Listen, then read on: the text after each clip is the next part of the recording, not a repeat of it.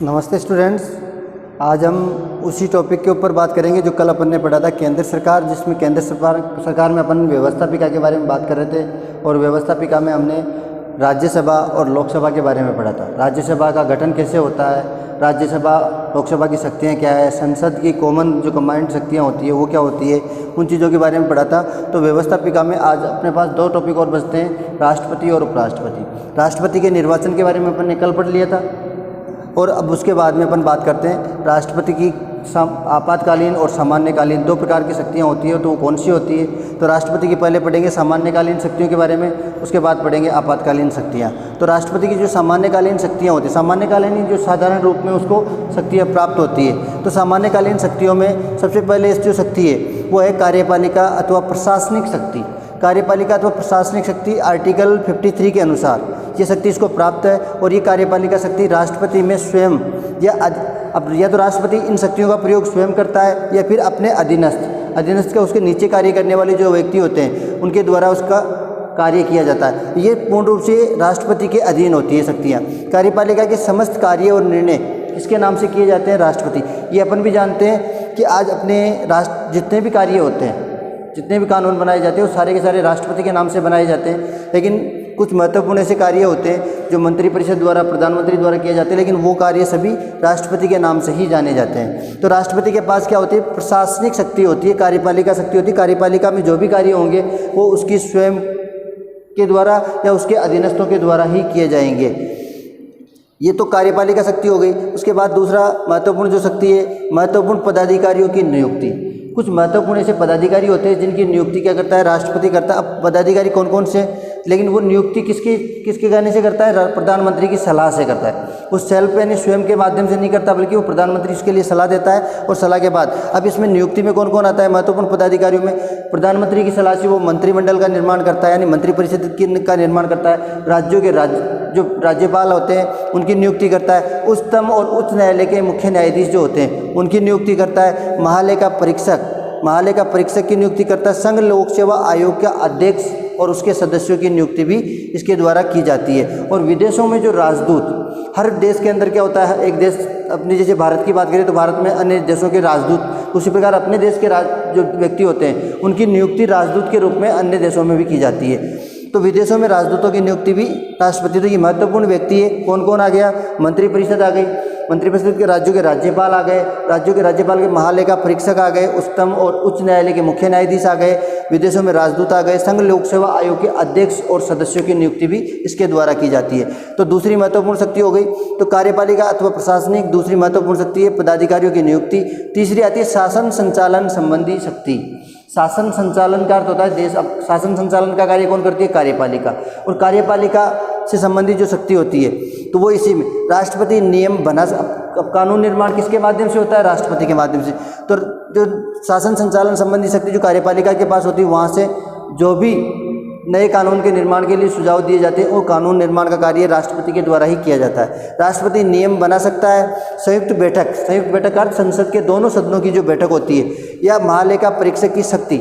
अब महालेखा परीक्षक की जब नियुक्ति करता है तो उसकी शक्तियों का निर्माण, यानी उसको कौन कौन सी शक्तियाँ प्राप्त होगी उसका निर्माण भी यही करता है। मंत्रिपरिषद अपन देखते हैं कि प्रशासन संचालन संबंधी शक्ति के तौर पर कि मंत्रिपरिषद का गठन ये इसके द्वारा, उसकी नियुक्ति इसके द्वारा की जाती है। तो उसमें जो विभागों का बंटवारा, किसको कौन से पद पर, किस मंत्री को क्या पद देना है या कौन सा विभाग देना है, तो उस विभागों का बंटवारा भी इसके द्वारा, मंत्रिपरिषद में विभागों का बंटवारा भी इसके द्वारा ही किया जाता है। तीसरी महत्वपूर्ण शक्ति है विदेशों के संबंध में। अब विदेशों के संबंध में इसको महत्वपूर्ण शक्ति प्राप्त होती है, क्योंकि क्या होता है विदेशों से संबंधित जितने भी परामर्श, अपन बात करें कोई अन्य देश अपने देश के साथ संधि कर रहा है, समझौता कर रहा है, तो संधि और समझौता राष्ट्रपति के साइन से ही स्वीकार किए जाते हैं। और अन्य देशों में भारत का प्रतिनिधि राष्ट्रपति को ही माना जाता है। यानी अन्य देशों के साथ यदि कोई समझौता होगा तो उस पर राष्ट्रपति के साइन होंगे, या कोई संधि होगी तो संधि के ऊपर राष्ट्रपति के साइन, बिना राष्ट्रपति के साइन के वो समझौता और संधि नहीं मानी जाएगी। और अन्य देशों में भारत का प्रतिनिधित्व किसके द्वारा किया जाता है? राष्ट्रपति के द्वारा किया जाता है। आखिरी लास्ट में एक सामान्यकालीन शक्ति जो है, अपन केवल कार्यपालिका अथवा प्रशासनिक जो शक्तियाँ हैं सामान्यकालीन शक्तियों में, उसके अंतर्गत ये चार महत्वपूर्ण शक्तियाँ आती है। कार्यपालिका अथवा प्रशासनिक शक्ति का ही पार्ट है ये सैनिक क्षेत्रों में। अब सैनिक क्षेत्र में क्या होता है, हम जैसा कि अपन जानते हैं कि तीनों सेनाओं का सेनापति कौन होता है, राष्ट्रपति होता है। तो राष्ट्रपति के पास सैनिक प्रधान सेनापति ये होता है और वो संसद की स्वीकृति के बिना, अब लेकिन इसके लिए एक बाध्यता है कि वो तीनों सेनाओं का सेनापति तो होता है, लेकिन वो संसद की स्वीकृति के बिना न तो युद्ध की घोषणा कर सकता है और न ही सैनिकों का प्रयोग या सैनिकों को किसी प्रकार से मजबूर कर सकता है किसी कार्य के लिए। तो संसद की स्वीकृति, युद्ध की घोषणा करने के लिए भी संसद की स्वीकृति आवश्यक होती है। संसद का मतलब दोनों सदनों की स्वीकृति होना आवश्यक है। तो ये प्रशासनिक कार्यपालिका शक्तियों के अंतर्गत चार महत्वपूर्ण शक्तियाँ थी। कार्यपालिका और प्रशासनिक शक्तियों में महत्वपूर्ण पदाधिकारी आते हैं, राष्ट्र शासन संचालन संबंधी शक्ति आती है, विदेशों के साथ संबंध आते हैं, सैनिक क्षेत्र में। ये चार महत्वपूर्ण किसके अंतर्गत आती है, कार्यपालिका के अंतर्गत आती है। अब अपन बात करते हैं दूसरे नंबर पे विधायी शक्ति, और विधायी का अर्थ क्या होता है, कानून निर्माण की शक्ति। इसके अंतर्गत भी ये सबका अलग अलग इसलिए दिया हुआ है ताकि आपके आसानी से समझ में आ जाए। विधायी शक्ति यानी विधायी शक्ति है कानून निर्माण की शक्ति। उस क्षेत्र में विधायी क्षेत्र का प्रशासन, अब विधायी क्षेत्र का प्रशासन, कानून निर्माण करने वाला जो प्रशासन कौन सा होता है, वही संसद के द्वारा कानून निर्माण। तो ये क्या कर सकता है, दोनों की आपस में संयुक्त बैठक बुला सकता है, उसको स्थगित कर सकता है, ये सारे कार्य इसके द्वारा। तो अधिवेशन बुलाने का काम, स्थगित करने का काम, प्रधानमंत्री की सिफारिश पर ये क्या कर सकता है, लोकसभा को समय से पहले भी भंग कर सकता है। लोकसभा का कार्यकाल वैसे 5 वर्ष होता है, लेकिन यदि प्रधानमंत्री सिफारिश करे तो ये समय से पहले भी इसको भंग किया जा सकता है। तो ये महत्वपूर्ण विधायी शक्ति इसके पास होती है। अब तक अपन बात करें कि अब तक ऐसा पहले भी हुआ है, अब तक 9 बार प्रधानमंत्री की सलाह से लोकसभा को जो भंग किया जा चुका है, और संसद की पहली बैठक में भाषण देने का कार्य भी इसके द्वारा किया जाता है, राष्ट्रपति के द्वारा किया जाता है। सदस्यों को मनोनीत करने की शक्ति, अब सदस्यों को मनोनीत अपन जैसा कि पढ़ते हैं कि 2 एंग्लो इंडियंस लोकसभा में और 12 सदस्य राज्यसभा में राष्ट्रपति के द्वारा ही नियुक्त किए जाते हैं। तो ये मनोनीत करने की शक्ति हो गई। विधेयक पर विशेषाधिकार का प्रयोग, विधेयक जो होता है, विधेयक का अर्थ होता है संसद द्वारा बनाया हुआ जो कानून होता है, उसको अपन बोलते हैं कि इसको विशेषाधिकार प्राप्त ये है कि संसद ने कोई कानून बना करके राष्ट्रपति के पास स्वीकृति के लिए भेज दिया, तो राष्ट्रपति उसको क्या कर सकता है, पुनर्विचार के लिए वापस संसद के पास लौटा सकता है, उसमें कुछ संशोधन बता सकता है कि इसमें ये संशोधन करना है, और उसके बाद में वो वापस उसको भेज सकता है। लेकिन इसमें एक शर्त ये होती है कि बिना संशोधन, एक बार उसने रिटर्न कर दिया संसद के पास और संसद ने उसी कानून को बिना किसी संशोधन के राष्ट्रपति के पास भेज दिया, तो राष्ट्रपति को दूसरी बार में क्या करना पड़ेगा, उसके ऊपर हस्ताक्षर करने कंपलसरी होते हैं, अनिवार्य होते हैं, यानी वो दोबारा से उसको मना नहीं कर सकता। अपने विशेषाधिकार का प्रयोग केवल वो एक बार कर सकता है। अध्यादेश जारी करने की शक्ति, विशेषाधिकार, उसके बाद में अध्यादेश जारी कर। अध्यादेश का अपन ये मानते हैं, अध्यादेश होता क्या है, तो अध्यादेश एक आपातकालीन कानून होता है। कई बार क्या होता है कि अपनी संसद की जो बैठकें होती है उनका आयोजन नहीं होता, उसको स्थगित कर दिया जाता है एक लंबे समय के लिए, 2 महीने, 4 महीने, 6 महीने के लिए संसद का सत्र जो है सत्रावसान कर दिया गया, उसको बंद कर दिया गया। उस दौरान यदि अपने को आपातकाल स्थिति में अब एक साथ सबको सूचित करना, सब वापस मीटिंगें बुलाना वो संभव नहीं होता, तो आपातकालीन स्थिति में क्या करता है, ये एक अध्यादेश जारी करके कोई कानून बना सकता है और कानून बनाकर उस कानून को लागू किया जा सकता है। लेकिन इसके अंतर्गत एक शर्त और होती है कि अध्यादेश जारी करता है, संसद नहीं चल रहा हो उस दौरान अध्यादेश लागू कर सकता है आपातकालीन स्थिति में। साथ में संसद, अब इसके बाद में जब अपन बात करते हैं कि मान लो उसने कानून लागू किया, उसके संसद शुरू हो जाती है 1 महीने बाद, 2 महीने बाद, संसद शुरू होने के 6 सप्ताह बाद। अब 6 सप्ताह बाद क्या होता है, या तो संसद उस कानून को जैसा है वैसा का वैसा स्वीकार करे या उसको फिर निरस्त करे। तो उसके आगे 6 सप्ताह के बाद में, जिस दिन से भी संसद का सत्र प्रारंभ हो, उसके 6 सप्ताह तक ही वो लागू रहेगा। उसके बाद अगर उसको आगे बढ़ाना है तो उसके लिए संसद की स्वीकृति आवश्यक होती है। उसके बाद में अपन बात करें, पहले नंबर पे कार्यपालिका शक्ति, दूसरे नंबर पे विधायी शक्ति, तीसरे नंबर पे आती है वित्तीय शक्ति। वित्तीय यानी धन से संबंधित शक्ति। तो वित्तीय शक्ति में भारत सरकार का अब क्या करता है, राष्ट्रपति भारत सरकार की आय व्यय का लेखा जोखा संसद में रखवाने का कार्य हर वर्ष करता है। हर वर्ष ये देश की जो सरकार होती है, देश की जो पार्टियां होती है, संसद में लोकसभा और राज्यसभा जो होती है, वहाँ जो दोनों के मध्य में क्या करता है, ये प्रतिवर्ष कि अपने देश में कितनी इनकम, भारत सरकार से ये कार्य करवाता है कि अपने देश में इनकम कितनी हुई और कितना अपन ने खर्च कर दिया, उस आय व्यय का लेखा जोखा कहाँ रखवाता है, संसद में रखवाने का कार्य भी करता है। दूसरा धन विधेयक जो होता है, अपन धन विधेयक के बारे में पढ़ते हैं कि धन विधेयक केवल लोकसभा में ही पारित होता है, राज्यसभा केवल उसे क्या कर सकती है, स्वीकार करना पड़ता है, राज्यसभा उसमें सलाह दे सकती है, वो अलग चीज़ है। तो उसमें धन विधेयक और अनुदान, अनुदान का अर्थ ये होता है कि किसी क्षेत्र विशेष के लिए कोई मांग कर रहा हो, तो मांग कर रहा है तो उसके लिए अनुदान, जब बजट जारी किया जाता है तो धन विधेयक और बजट की जो मांग होती है वो लोकसभा में प्रस्तावित नहीं होती है किसकी स्वीकृति के बिना। हालांकि प्रस्तावित होती है, लेकिन राष्ट्रपति की स्वीकृति के बाद में वो प्रस्तावित होती है। न्यायिक क्षेत्र में इसको कुछ महत्वपूर्ण शक्तियाँ प्राप्त है। न्यायिक क्षेत्र में यानी किसी दंड प्राप्त व्यक्ति की सज़ा को ये क्या कर सकता है, माफ़ कर सकता है, उसको कुछ समय के लिए कम कर सकता है। ये साथ ही साथ अपन देखते हैं उच्च न्यायालय और उच्चतम न्यायालय के न्यायाधीशों की नियुक्ति, वो भी तो न्यायिक शक्ति है, तो वो भी क्या करता है, इसके द्वारा नियुक्त किए जाते हैं। तो वो जो क्षेत्र में अगर मान लो किसी व्यक्ति को दंड प्राप्त होता है तो उसकी सज़ा को कम करने का अधिकार या उसको कुछ समय के लिए कम टालने का अधिकार इसको प्राप्त है। साथ ही साथ कोई मृत्युदंड प्राप्त व्यक्ति है, उसकी सज़ा को भी क्या कर सकता है, उसके मृत्युदंड को या तो आजीवन कारावास में बदल सकता है या उसको बिल्कुल माफ़ कर सकता है। ये शक्ति भी इसको प्राप्त है। तो ये अपन महत्वपूर्ण ये हो गई सामान्यकालीन जो शक्तियाँ थी। अब राष्ट्रपति की सामान्यकालीन शक्तियाँ, 3 महत्वपूर्ण शक्तियाँ हैं, कार्यपालिका शक्ति, विधायी शक्ति और 4 महत्वपूर्ण शक्तियाँ, वित्तीय शक्ति और न्यायिक शक्ति। 4 ऐसी महत्वपूर्ण शक्तियाँ हैं जिनको याद रखना है। कार्यपालिका में 4 महत्वपूर्ण लाइनें दी हुई है। विधायी शक्ति के अंतर्गत भी 4 ऐसे पॉइंट है जिससे अपने को इसके बारे में अच्छी तरह पता रहता है। तो ये अपनी सामान्य राष्ट्रपति की सामान्यकालीन शक्तियाँ थी। अब अपन आगे पढ़ेंगे राष्ट्रपति की आपातकालीन शक्तियों के बारे में। आपातकालीन जो ज़्यादा इमरजेंसी के टाइम में ही लागू की जाती है। ऐसी भी इमरजेंसी वाली शक्तियाँ हैं आपातकालीन जिनको बोलते हैं। तो आपातकालीन शक्तियाँ भी इसको प्राप्त है। तो संकटकालीन या आपातकालीन शक्तियाँ अपन कई बार पढ़ चुके हैं कि राष्ट्रपति को अनुच्छेद 352 के तहत राष्ट्रीय आपात लागू करने का अधिकार है। अनुच्छेद 356 के अनुसार राज्य आपात लागू करने का अधिकार है। अनुच्छेद 360 के अनुसार वित्तीय आपात लागू करने का अधिकार है। तो ये 3 ऐसे महत्वपूर्ण आर्टिकल है। उन आर्टिकलों के तहत राष्ट्रपति को क्या होता है, ये आपातकालीन शक्तियाँ लागू करने का अधिकार है। अनुच्छेद, अब सबसे पहले पढ़ेंगे राष्ट्रीय आपात। राष्ट्रीय आपात में हम पढ़ेंगे अनुच्छेद 352 के अनुसार ये शक्ति प्राप्त है। तो राष्ट्रीय आपात की, अब ये राष्ट्रीय आपात लागू कब होता है? राष्ट्रीय आपात लागू होता है अपने 2 देशों के मध्य युद्ध हो रहा हो या बाहरी आक्रमण या फिर आंतरिक अशांति। आंतरिक अशांति का मतलब देश के आंतरिक भागों में कुछ युद्ध की स्थिति उत्पन्न हो गई हो, तो ऐसी स्थिति में क्या कर सकता है, राष्ट्रपति आपातकाल लागू कर सकता है। लेकिन ये तो पहले अपनी शुरुआत से चला रहा है संविधान में, लेकिन इसमें क्या हुआ, 44वें संविधान संशोधन द्वारा इसमें कुछ महत्वपूर्ण परिवर्तन किए गए। वो परिवर्तन कौन, तब 44वां संविधान में संशोधन हुआ और संविधान संशोधन के बाद में क्या किया गया, तो पहला जो संशोधन के बाद में केवल आंतरिक अशांति पर आपातकाल लागू नहीं किया जा सकता, ये परिवर्तन कर दिया। पहले आंतरिक अशांति पर भी आपातकाल लागू किया जा सकता था, लेकिन आंतरिक अशांति पर, केवल आंतरिक अशांति पर आपातकाल लागू नहीं किया जा सकता।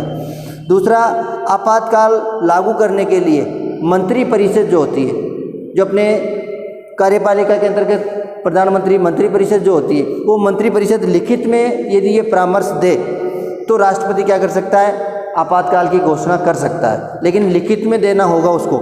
तीसरा है, घोषणा के 1 माह में, अगर उसने आपातकाल की घोषणा तो कर दी, लेकिन घोषणा के बाद में क्या परिवर्तन किया गया कि घोषणा के बाद में, घोषणा के 1 माह में संसद द्वारा 2/3 बहुमत, 2/3 का आधे से ज़्यादा, तो आधे से ज़्यादा व्यक्तियों द्वारा यानी सदस्यों द्वारा उसको पारित किया जाए। घोषणा के 1 माह में संसद द्वारा 2/3 बहुमत से इसको पारित कर दिया जाए, तो ये इसको आगे बढ़ाया जा सकता है। 6 माह बाद दूसरा, इसको एक बार में केवल 6 महीने के लिए लागू किया जा सकता है, और अगर फिर बढ़ाना हो तो संसद को दोबारा से इसके लिए स्वीकृति देनी होगी, संसद के दोनों सदनों द्वारा इसको पारित करना होगा, तब जाकर ये आगे के 6 महीने के लिए फिर बढ़ सकता है।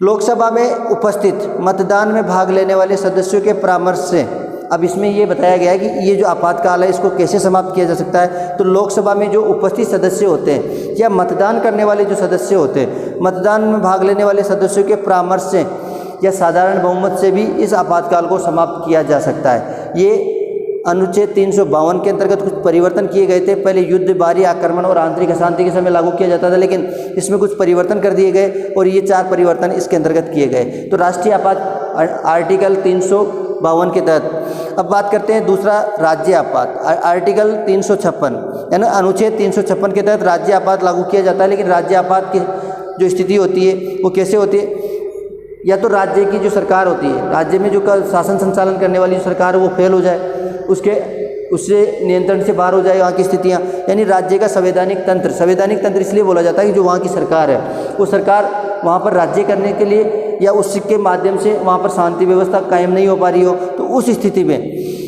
संवैधानिक तंत्र के फेल होने पर या उत्पन्न संकट से संबंधित प्रतिवेदन, अब ये जो चीज़ें हैं इन सब के प्रतिवेदन का लिखित रिपोर्ट प्रस्तुत कौन करेगा, राज्यपाल राष्ट्रपति को देता है, तब जा करके अपने राज्य के बारे में प्रतिवेदन, एक रिपोर्ट प्रस्तुत करता है राज्यपाल राष्ट्रपति के सामने, तब जाकर राष्ट्रपति क्या करता है, राज्य आपात लागू करता है आर्टिकल 356 के तहत। तीसरे नंबर पे अपन बात करें आर्टिकल 360 एंड 360 जो वित्तीय आपात है। अभी तक भारत में इसकी कभी भी ज़रूरत नहीं पड़ी है, लेकिन ये वित्तीय आपात एक ऐसी स्थिति में लगाया जाता है जब राष्ट्रपति को ये विश्वास हो जाए कि देश की जो मुद्रा है, देश की जो वित्तीय स्थिति है वो काफ़ी कमज़ोर है और आने वाले समय में और ज़्यादा कमज़ोर हो सकती है। तो ऐसी स्थिति में वो क्या कर सकता है, वित्तीय आपात को लागू कर सकता है, तब वो इस वित्तीय संकट की घोषणा कर सकता है। लेकिन इसको लागू करने के लिए भी सेम वही संसदीय प्रक्रिया अपनाई जाती है कि अगर 1 महीने बाद क्या होगा, अगर इसको लंबे समय के लिए लागू रखना है तो संसद द्वारा दोनों सदनों से इसको पारित करवाना होगा, और पारित करवाने के बाद में क्या किया जाएगा, ये जो वित्तीय आपात है और आगे लंबे समय तक लागू रह सकता है। तो ये 2 महत्वपूर्ण हमारे क्वेश्चन है, एक तो राष्ट्रपति की सामान्यकालीन शक्तियाँ और राष्ट्रपति की आपातकालीन शक्तियाँ। इनको आने वाले जो एग्ज़ाम है उस एग्ज़ाम के लिए भी काफ़ी महत्वपूर्ण है, तो इन चीज़ों को विशेष रूप से आप ध्यान से पढ़ें। अब इसके बाद साथ साथ एक छोटा सा टॉपिक और है, इसको अपन पढ़ लेते हैं। राष्ट्रपति को पद से हटाने की प्रक्रिया, यानी जो महाभियोग प्रक्रिया होती है वो क्या होती है, किस प्रकार से राष्ट्रपति को पद से हटाया जाता है। तो राष्ट्रपति को पद से हटाने के लिए, अब वैसे राष्ट्रपति का कार्यकाल देखा जाए तो 5 वर्ष का होता है, लेकिन अनुच्छेद 61 के अनुसार राष्ट्रपति द्वारा संविधान का उल्लंघन करने पर, अनुच्छेद 61 के अनुसार राष्ट्रपति द्वारा संविधान का उल्लंघन किए जाने पर उस पर महाभियोग लगाकर उसे पद से हटाया जा सकता है। ये अनुच्छेद 61 कहता है कि राष्ट्रपति यदि अपने संविधान का उल्लंघन कर देता है, संविधान के विपरीत कोई कार्य कर देता है, तो उसको अनुच्छेद 61 के अनुसार उसके पद से हटाने के लिए महाभियोग लगाकर उसके पद से हटाया जा सकता है। ये अधिकार किसको प्राप्त है, ये अधिकार संसद के दोनों सदनों को प्राप्त है। दोनों सदन में से कोई सा भी सदन इसके खिलाफ महाभियोग प्रक्रिया को अपना सकता है। अब इसको महाभियोग, ये तो समझ में आ गया कि अनुच्छेद 61 के अनुसार ये प्रक्रिया अपनाई जा सकती है, लेकिन महाभियोग कैसे अपनाया जाता है। तो महाभियोग के लिए महाभियोग प्रक्रिया क्या होती है, किसी भी सदन में, अब मान लो राष्ट्रपति ने कोई क्या किया, अपने संविधान का उल्लंघन कर दिया, और उसके लिए अब संसद का दोनों में से कोई सा भी सदन है उसमें 1/4 का मतलब है 25% सदस्यों की उपस्थिति से उस प्रस्ताव को स्वीकार किया जाए। अब स्वीकार करने के बाद में क्या करेंगे, उसको 14 दिन के लिए, 14 दिन पहले राष्ट्रपति, आज जैसे स्वीकार किया उसके बाद में राष्ट्रपति को सूचित किया जाता है, और सूचित करने के 14 दिन बाद उस सदन के अंतर्गत उस महाभियोग प्रक्रिया को अपनाया जाता है, उसके ऊपर विचार विमर्श किया जाता है और उसको पारित। अब अपन बात करें जैसे राज्यसभा ने क्या किया, 1/4 बहुमत से उसके महाभियोग प्रक्रिया को अपना लिया और उसको राष्ट्रपति को सूचित कर दिया कि आपके खिलाफ महाभियोग प्रक्रिया अपनाई जा रही है, और 14 दिन का समय उनको दे दिया गया। 14 दिन बाद वही सदन, जो राज्यसभा सदन है, वो सदन उसके ऊपर विचार विमर्श करता है, आपस में बातचीत करता है और उसको 2/3 बहुमत से स्वीकार कर लेता है कि हाँ, राष्ट्रपति ने संविधान का उल्लंघन किया है। अब राज्यसभा ने अपना काम कंप्लीट कर दिया, उसने 2/3 बहुमत से उस प्रस्ताव को स्वीकार किया और उस प्रस्ताव को भेज दिया लोकसभा के अंतर्गत। अब लोकसभा क्या करेगी, लोकसभा पहले तो उस प्रस्ताव के ऊपर विचार विमर्श करने के बाद में एक समिति है, एक संगठन, एक कमेटी बनाएगी, और उस कमेटी को ये आदेश दिया जाता है कि वो कमेटी क्या करेगी, आने वाले कुछ समय के उसके ऊपर जो राष्ट्रपति ने जो संविधान का उल्लंघन किया है उसकी जांच करता है, और जांच में अगर वो दोषी पाया जाता है तो दोषी पाए जाने के बाद में लोकसभा में भी वही सेम प्रक्रिया अपनाई जाती है। उनको भी 2/3 बहुमत से उस प्रस्ताव को क्या करना पड़ेगा, पारित करना पड़ेगा। अगर 2/3 बहुमत से वो प्रस्ताव पारित हो जाता है तो राष्ट्रपति को जिस दिन उस प्रस्ताव स्वीकार होगा या 2/3 बहुमत से पारित होगा, उसी दिन से राष्ट्रपति को अपने पद से हटा हुआ मान लिया जाता है। तो ये महाभियोग प्रक्रिया है, तो जिसके माध्यम से राष्ट्रपति को पद से हटाया जा सकता है। ये तो राष्ट्रपति अपना कंप्लीट हो गया, लोकसभा यानी संसद अपनी कंप्लीट हो गई, लोकसभा राज्यसभा हो गई। अब बात करते हैं केवल व्यवस्थापिका के अंतर्गत एक व्यक्ति और है, उपराष्ट्रपति। उपराष्ट्रपति का मैटर ज़्यादा नहीं होता, केवल थोड़ा सा मैटर है, तो उसके बारे में अपन साथ साथ डिस्कस कर लेते हैं। तो उपराष्ट्रपति जो होता है, अनुच्छेद 63 में भारत में एक उपराष्ट्रपति के पद की व्यवस्था, अनुच्छेद 63 ये कहता है, यानी 63 जो आर्टिकल है वो ये कहता है कि भारत में एक उपराष्ट्रपति का पद भी होगा। उसके बाद में उसका निर्वाचन, अब राष्ट्रपति के निर्वाचन में तो और भी बहुत सारे व्यक्ति भाग लेते हैं, लेकिन इसके उपराष्ट्रपति के निर्वाचन की अगर बात की जाए तो संसद के दोनों सदनों के सदस्य क्या करते हैं, इसके निर्वाचन में भाग लेते हैं, और इसका निर्वाचन भी वही आनुपातिक प्रतिनिधित्व, एकल संक्रमणी। अब आनुपातिक प्रतिनिधित्व, जैसे कि आनुपातिक प्रतिनिधित्व अपने लोकसभा और राज्यसभा दोनों सदस्यों के लिए, सांसदों के लिए निकाला गया था, तो वहाँ पर उनके आनुपातिक प्रतिनिधित्व के आधार पर एकल संक्रमणीय मत पद्धति के आधार पर गुप्त मतदान द्वारा किया जाता है। लेकिन यहाँ पर कोई न्यूनतम कोटा निर्धारित नहीं किया जाता। ये राष्ट्रपति के लिए केवल क्या होता है, डायरेक्टली गुप्त मतदान होता है और एकल संक्रमणीय मत पद्धति वही अपनाई जाती है। एकल संक्रमणीय मत पद्धति सिंगल ट्रांसफरेबल वोटिंग सिस्टम जो होता है, यानी व्यक्ति क्या करता है, वरीयता क्रमानुसार इसको वोट डालता है। तीसरे नंबर पर अपन बात करें कि उपराष्ट्रपति बनने के लिए क्या योग्यता आवश्यक है, तो उपराष्ट्रपति के लिए न्यूनतम आयु 35 वर्ष की होनी चाहिए और जो राज्यसभा सदस्य के लिए जो योग्यताएं लागू होती है वो ये सारी योग्यताएं इसके लिए आवश्यक होती है।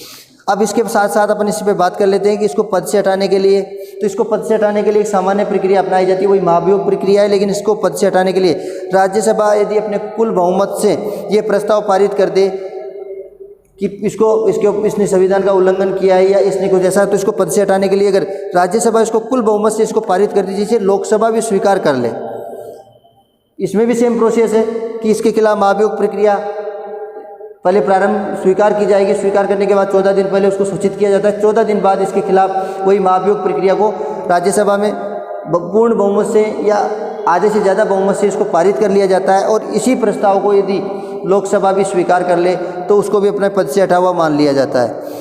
तो ये इसको हटाने की प्रक्रिया ज़्यादा ईजी है। और उसके बाद में उपराष्ट्रपति के पास 2 महत्वपूर्ण शक्तियाँ होती, ज़्यादा लंबी चौड़ी शक्तियाँ नहीं है, इसके पास 2 महत्वपूर्ण शक्तियाँ हैं उपराष्ट्रपति के पास।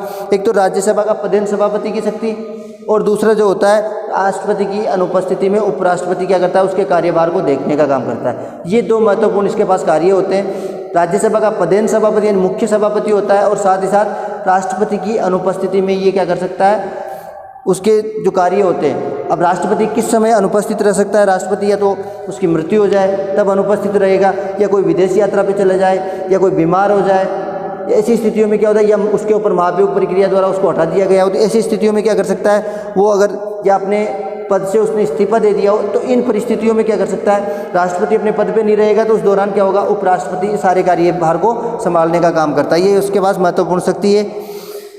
पहली शक्ति जो अपन बात कर रहे थे राज्यसभा का पदेन सभापति, तो राज्यसभा का पदेन सभापति होता है, लेकिन राज्यसभा में जैसे अब राज्यसभा में पक्ष और विपक्ष 2 पार्टियां होती है।